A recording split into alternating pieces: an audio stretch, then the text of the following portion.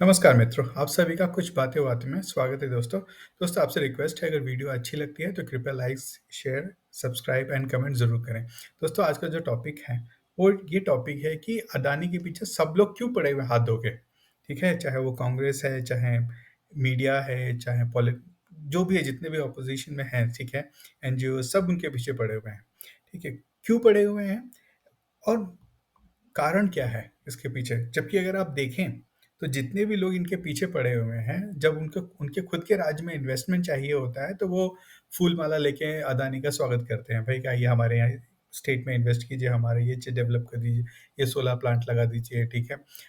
चाहे वो आपका छत्तीसगढ़ हो, ठीक है, राजस्थान हो, वेस्ट बंगाल हो, केरला हो, ठीक है, तेलंगाना हो, ठीक है? ये सारे अपोज़िशन रूल्ड स्टेट्स हैं और वहाँ पे अदानी जो है हेविली इन्वेस्टेड है, ठीक है? तो देखते हैं कि बेसिकली इनको जो विरोध झेलना पड़ रहा है, वो इसलिए झेलना पड़ रहा है कि उनके जो इन्वेस्टमेंट्स हैं, वो बहुत ही स्ट्रैटेजिकली बहुत ही इम्पोर्टेंट है। आइए देखते हैं। सबसे पहला जो एक इन्वेस्टमेंट जो है आपने रिसेंटली सुना होगा, वो है इज़राइल का हाइफ़ा पोर्ट।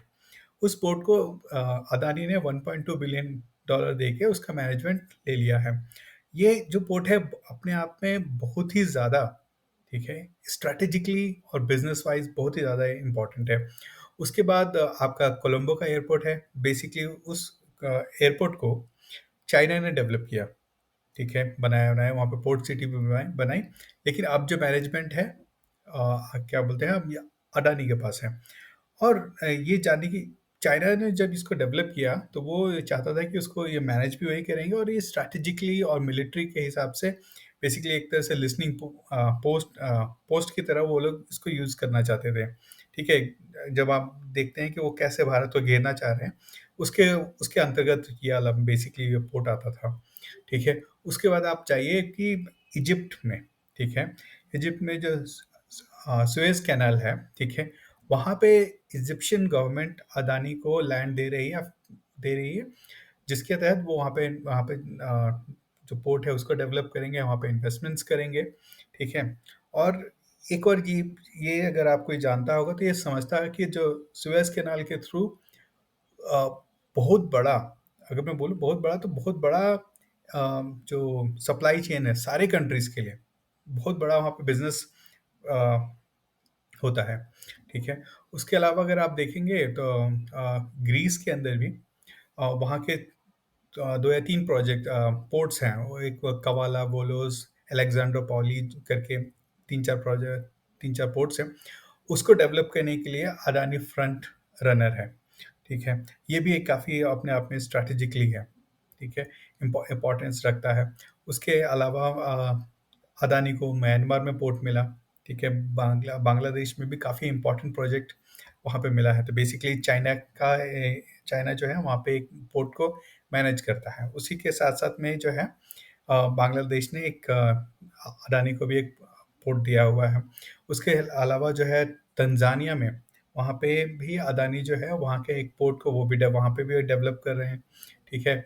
मोरक्को में अडानी का इन्वेस्टमेंट है, ठीक है? उसके साथ-साथ वियतनाम का जो एक सी पोर्ट है, ठीक है? उस सी पोर्ट को भी अडानी मैनेज कर रहा है, ठीक है? तो अगर आप इसके साथ-साथ एक और इंडिया में जो रिसेंटली जो पोर्ट है केरला के अंदर विज़िंगम या तो वो जो पोर्ट है उसको भी अडानी मैनेज कर रहे हैं। तो जब आप ये सारे के सारे प्रोजेक्ट्स एंड पोर्ट्स को देखेंगे तो आपको दिखेगा कि ये जो पोर्ट्स जो हैं, ये सिर्फ़ अडानी के लिए इम्पोर्टेंट नहीं है। ये बेसिकली इंडिया के लिए इम्पोर्टेंट है। ठीक है। जिस तरह से चाइना आपका अगर आप देखें इंडिया के अगल-बगल में या फिर जितने भी स इंडियन ओशन के अगल-बगल में जितने भी पोर्ट्स थे या फिर जितने भी इन्वेस्टमेंट्स कर रहे थे, तो बेसिकली अपनी वो सप्लाई लाइन को सिक्योर कर रहे थे। और जब हम ये जो आप एक मैप में आप स्केच करेंगे, तो आपको पता चलेगा कि मोर और लेस यहाँ से जो जो पूरा जो सी लेन है, चाहे जो पोर्ट्स हैं ये सारे, वो वर्ल्ड के 80 टू 90% जितने भी बिज़नेस होता है, इन्हीं सी लेन्स के थ्रू या फिर इन्हीं पोर्ट्स के थ्रू होता है, ठीक है? तो प्रॉब्लम क्या है कि अधिकतर जो ये जो पोर्ट्स थे, मोर और लेस या फिर चाइना चाहता था इन सब को कंट्रोल करना या फिर कंट्रोल में आते थे, ठीक है? तो चाइना के लिए जो चाइना का जो बिज़नेस है या फिर चाइना जिस तरह से इंडिया को काउंटर करना चाह रहा था, ठीक है? उसके एम्बिशंस, प्लान्स पे एक तरह से ब्रेक लग गया है। ऐसा नहीं कि स्पीड कम हुई है, उनके काफ़ी हद तक ब्रेक लग गया है, ठीक है? तो इसीलिए आप देखेंगे कि जितने भी चाइना फंडेड जो आपके जो न्यूज़ हाउसेज़ हैं, चाहे न्यूज़ क्लिक हो, चाहे वायर हो, चाहे प्रिंट हो, ठीक है?